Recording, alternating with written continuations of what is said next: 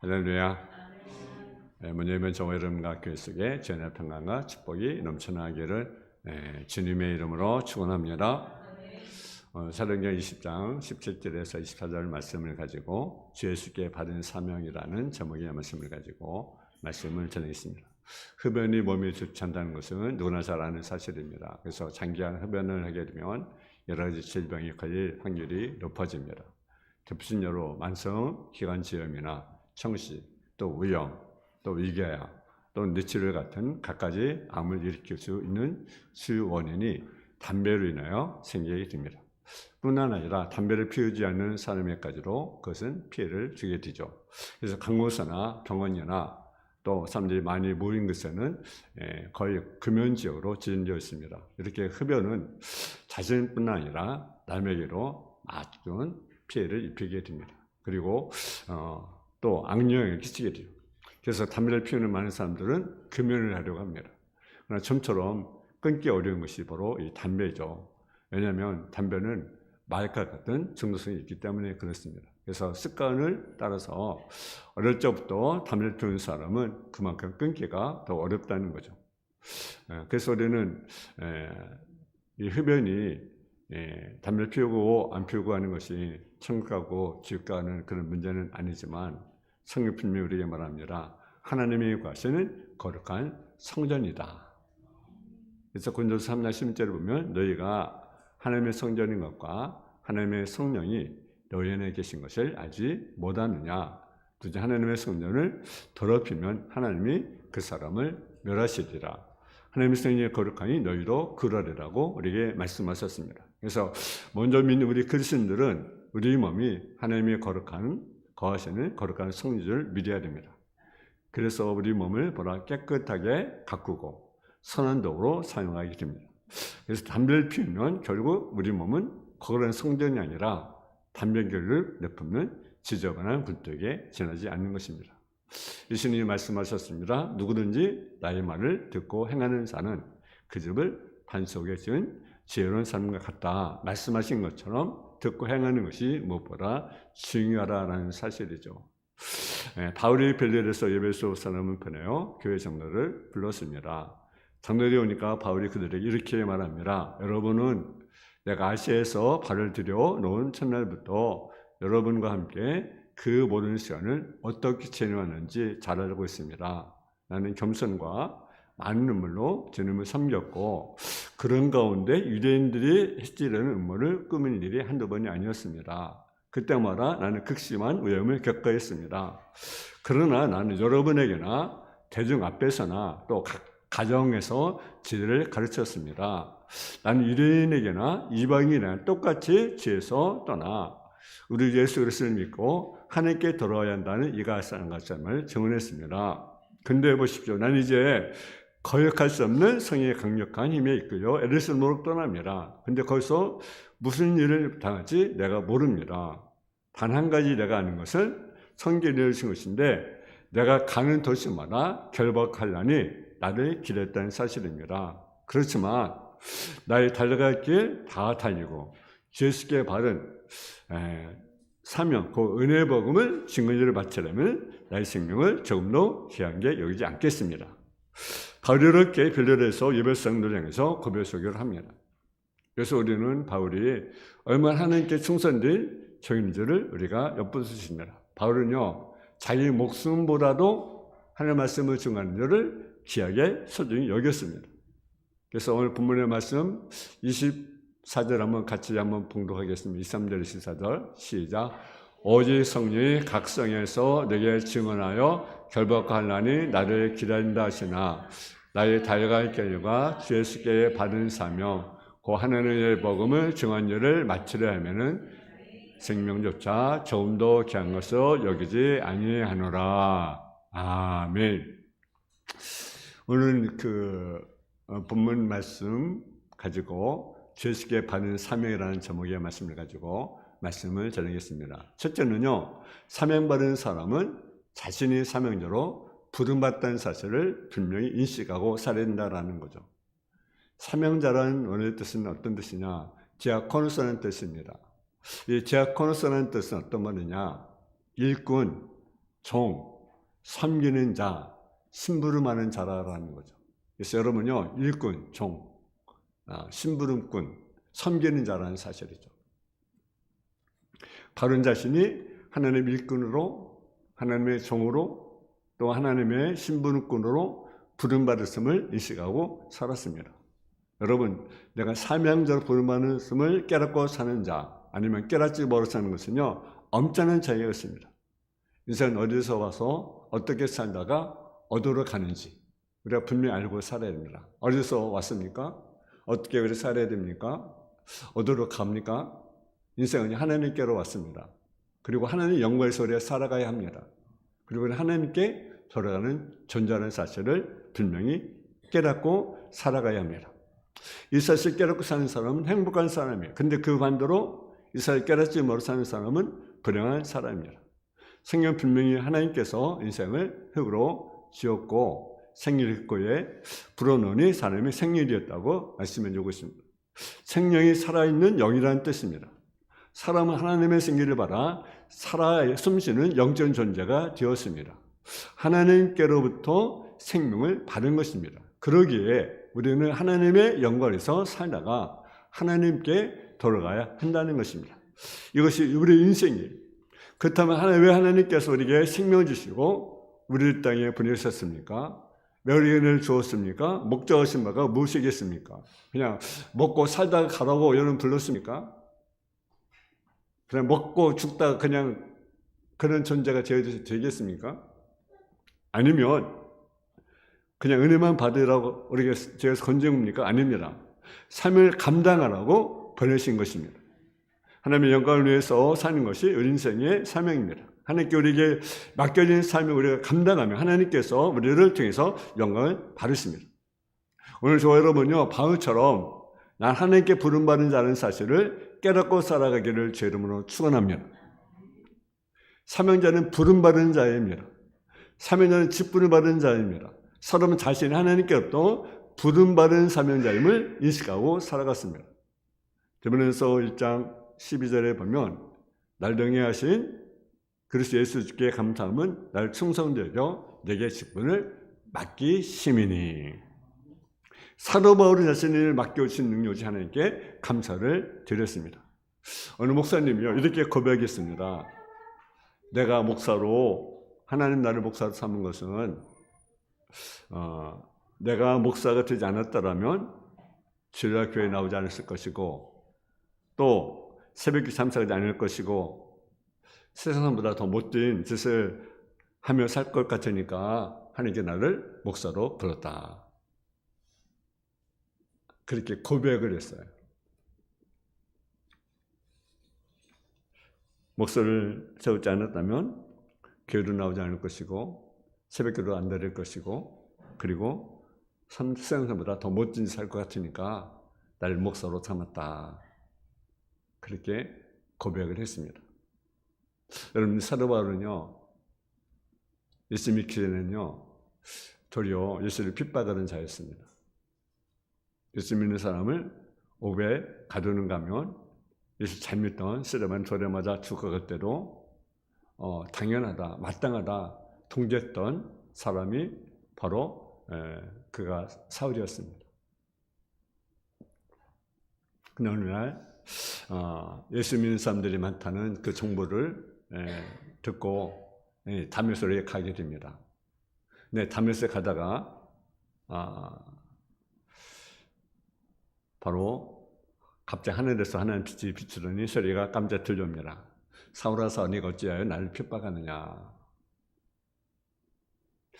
이게 무슨 천천미역 같은 소리입니까? 태양빛보다 더 밝은 빛이 갑자기 비추더니 그 속에서 전능의 음성이 하늘에서 들려오는 것입니다. 사울아 사울아 네가 어찌하여 나를 핍박하느냐. 전능자를 핍박하는 것은요 여러분 곧 죽음을 의미하는 거죠. 이제는 사울은 죽은 목숨과 다를 바가 없는 거죠. 그래서 두려워하는 거죠. 주님 누구십니까? 그랬더니 하늘에서 음성이 들립니다. 나는 네가 핍박하는 예수다. 사울의 마음이 얼마나 뜨끔했겠습니까?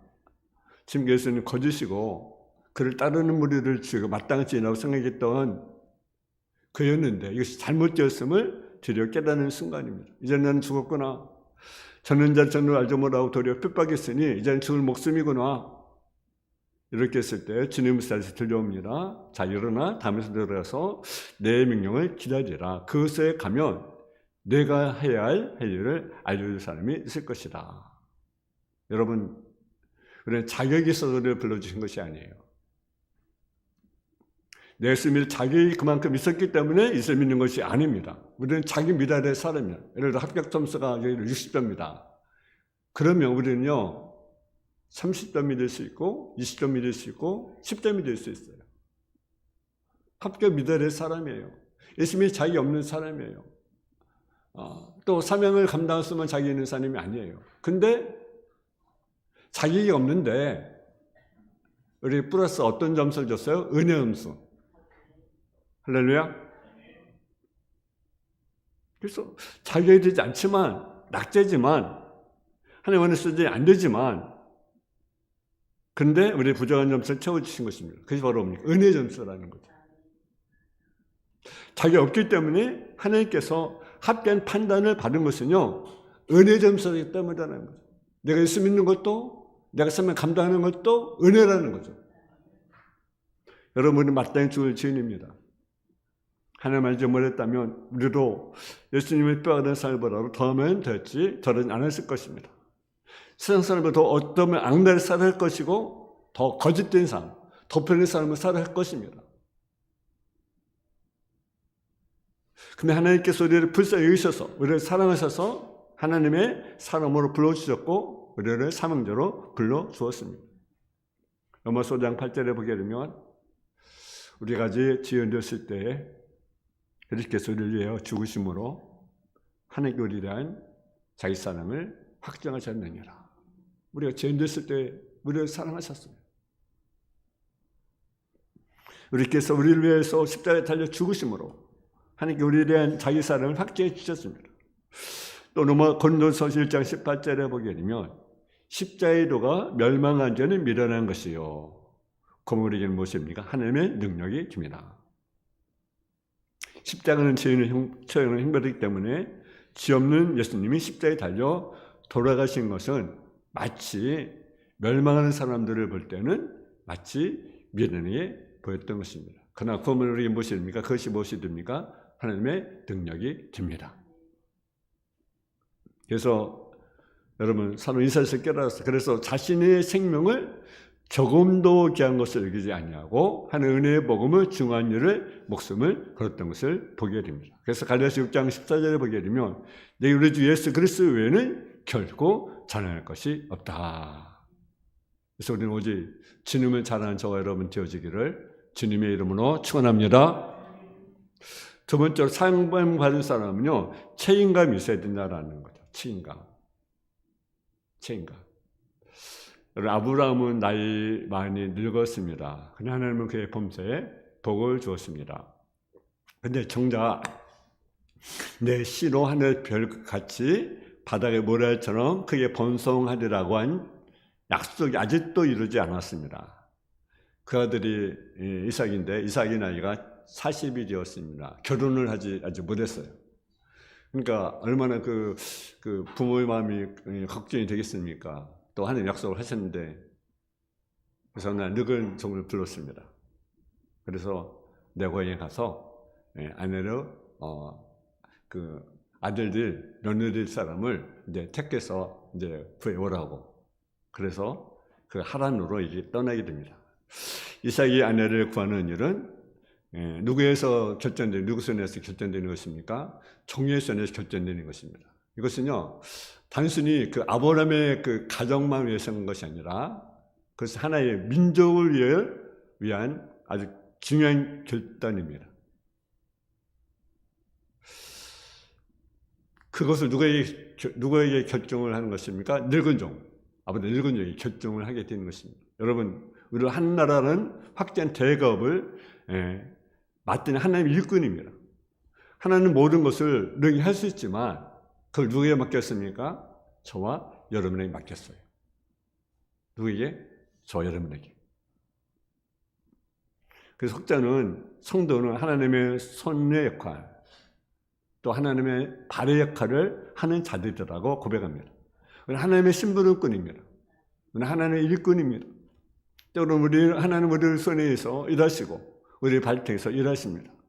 우리를 사용하신다는 것 얼마나 감사합니까? 늘 감사하고 내게 주어진 사명을 잘 감당하는 믿음의 성도가 되어야 됩니다. 아브라함은 자신이 가장 믿고 맡길 수 있는 신실한 종을 선택해서 아들 이삭을 위해서 아내를 택하는 일을 맡게 된 것입니다. 성경에 보면요, 그 종은요, 아브라함의 집에서 머리술을 맡은 늙은 종이라고 소개되고 있습니다. 그는 나이가 들었지만 지혜가 있고 민첩이 있고 무엇보다도 그의 믿음이 아브라함에게 인정을 받았습니다. 여러분요, 나이는요, 사명은 나이와 상관이 없습니다. 난 나이가 50, 난 나이가 60, 그러니까 난 나이가 70, 80, 그러니까 이제는 인생의 한계가 접어들었으니까 조용히 살다가 난 갈 거야. 여러분 그러지 마시기 바랍니다. 생각해보니까 아브라함은 몇 세에 불렀습니까? 75세에 불렀습니다. 모세 몇 세에 불렀습니까? 80에 불렀습니다. 75세에 아브라함을 불렀고 80에 모세를 불러서 이스라엘 민족의 지도 삼았습니다. 그래서 나는 나이가 먹었으니까 무슨 할 일이 있을 것인가 그렇게 생각하지 마시고 여러분 주님의 일은요 나이 상관없이 해야 됩니다. 아멘. 그러면 히브리서 10장 8절에 보면 믿음으로 아브라함은 부르심 받았을 때 신정하여 장래 유업을 받을 땅에 나갔어요. 갈 바를 알지 못하고 나갔으며 하나님의 부름을 받기는 받았지만 그것이 어디인지 어디로 가야 할지 하나님 말씀해 주지 않았어요.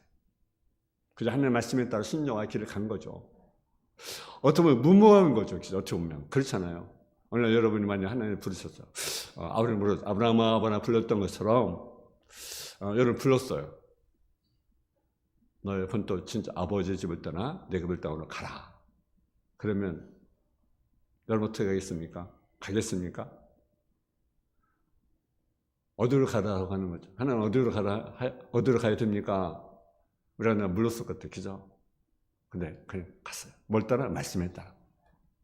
모세는 80세에 하나님의 부름을 받고 이스라엘 백성들을 애굽에 건져내는 위대한 영적 지도자가 되었습니다. 여러분, 성경이 우리에게 주시는 말씀하고 전해주는 무엇입니까? 하나님의 부름에는요, 나이의 제한이 없다라는 거죠. 50이든 60이든 70이든 80이든 90이든 제한이 없다. 물론 예수님처럼 여러분 60, 30대에 하나님의 일을 하기도 합니다. 중요한 것은 나이와 제한이 없다. 근데 때로는 우리를 왜 일찍 선택하지 않았던가?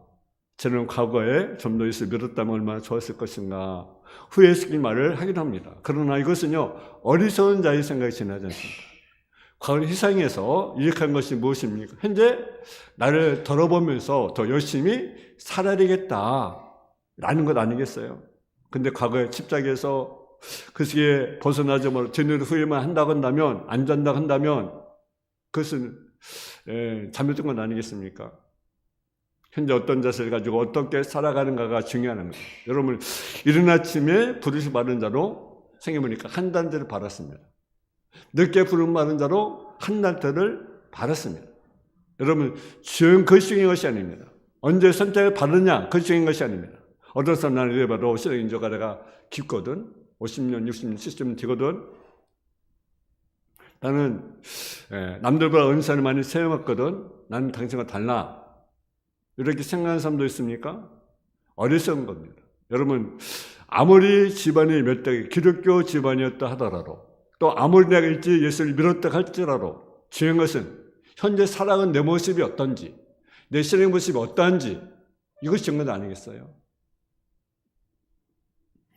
오늘 우리가 나이가 50이든 60이든 그 중요한 것이 아닙니다. 지금 내가 예수를 믿고 있다는 것 내 속에 성령이 내 주 안에 동거한다는 것 이 사실이 중요하다는 사실이죠.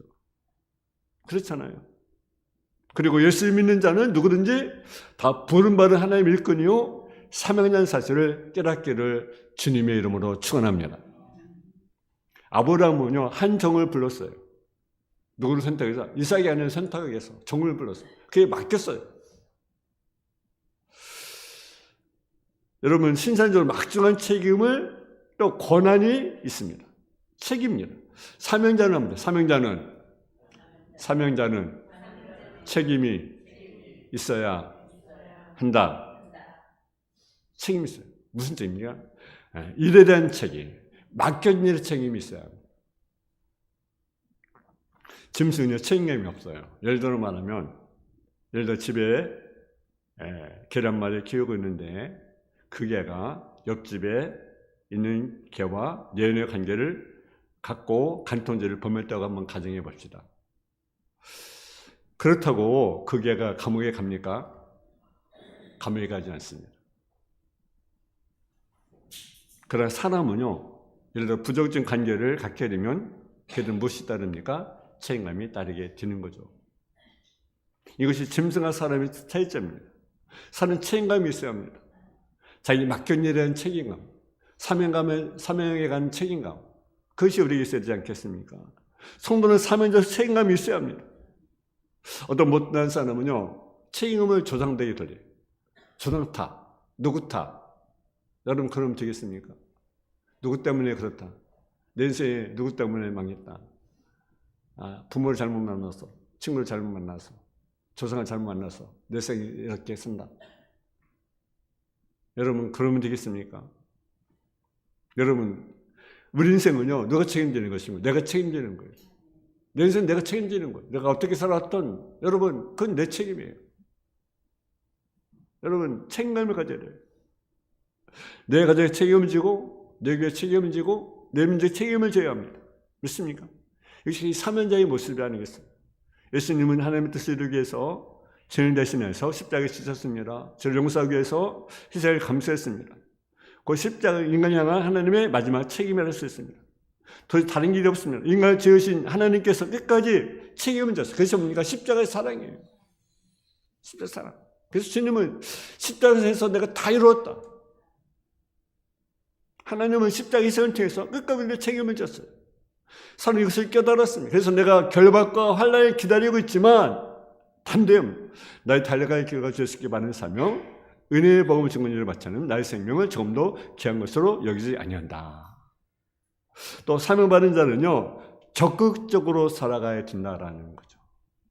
믿어지 않겠습니다. 내게는 지나서 내가 모르는 것을 할 수 있느냐라. 마태복음 8장 13절에 보게 되면 백부장이 이르되 가라 네 믿음대로 될지라시니 그 지향이 나으니라.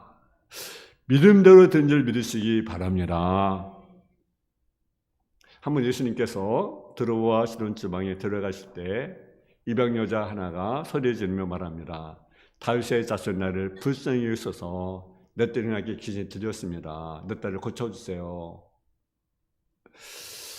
그런데 예수님은 한 말씀도 대답지 않습니다. 그때 제자들이 와서 청합니다. 주님, 저 여자가 우리에 대해서 소리 지르고 있습니다. 그러니 쫓아 보내주십시오. 그때 예수님이 뭐라 했습니까? 난 이스라엘 집에 잃어버린 양면은 보내심을 받지 아니했다.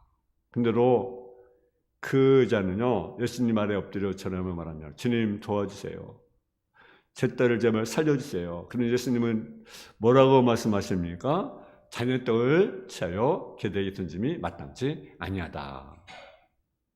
이 말은 무슨 말입니까? 여자를 무엇으로 취급하는 것입니까? 개로 취급하는 것입니다. 보통 사람 같으면 아마 그렇게 했을 것입니다. 네가 그렇게 잘났냐? 간도라. 내가 너는 뭐냐? 이렇게 화낼 것 아니겠어요? 근데요, 그 여인은 그러지 않았습니다. 개들도 주인의 상에 떨어지는 부세를 먹습니다. 얼마나 위대한 믿음입니까? 얼마나 적극적인 태도입니까? 체면의 의신이고 문제가 아니라 문제 해결받겠다. 내 딸을 고쳐야겠다. 적극적으로 매달리는 그런 모습. 그렇게 예수님이 말했습니까? 네 믿음이 그러라. 네 손으로 되리라. 여러분, 우리는 간절한 기도, 끈기 있는 기도, 적은 기도가 필요합니다. 여러분, 가나안 땅을 정탐한 자의 모습 우리가 잘 아시죠? 우리가 말씀을 듣지만 12명의 정탐꾼이 가나안 땅을 이렇게 정탐을 합니다. 40일에 걸쳐서 정탐을 합니다. 똑같은 장소를 보았고 똑같은 환경을 보았습니다. 근데 열몇 년 동안 어떻게 합니까? 우리가 거기에 들어갈 수 없습니다. 들어갈 수 없습니다. 우리는 메뚜기에 불과합니다. 절대로 이길 수 없습니다. 근데 단 두 사람, 적극적인 사람, 누굽니까? 민수기 14장 6절에 보면 눈의 아들 여호수아 그리고 갈렙. 그 사람은 그들의 밥입니다. 똑같은 장소에 똑같은 장소를 보아하고 들었지만 여호수아 갈렙은 하나님을 바라봤어요. 적극적인 복을 하겠습니다. 여러분 두려워하지 마십시오. 그들의 밥입니다. 그들의 보호자는 떠났고 오늘 우리와 함께 하십니다. 할렐루야. 우리는요 하늘 거는 사명받은 자입니다. 부름받은 자입니다. 그러나 어떠냐? 적극적으로 살아가요. 여러분 우리는 사명자다. 라는 사실을 인식하시고 우리 사명자로서의 사명을 우리 감당해 나가는 저와 여러분 되어지기를 주님의 이름으로 축원합니다. 사랑의 아버지 하나님, 은혜와 사랑을 감사함을 드립니다. 우리는 사명받은 자임을 우리가 확신하고 우리가 정말로 책임감을 가지고 살아가게 하시고 적극적인 자세를 가지고 살아가는 삶이길 원합니다. 특별히는 복음 전도의 삶을 받은 자임을 깨닫고 복음 전도의 삶을 감당해 나가는 성도의 삶의 모습이 되게 하여 주옵소서. 예수님의 이름으로 기도했습니다. 아멘.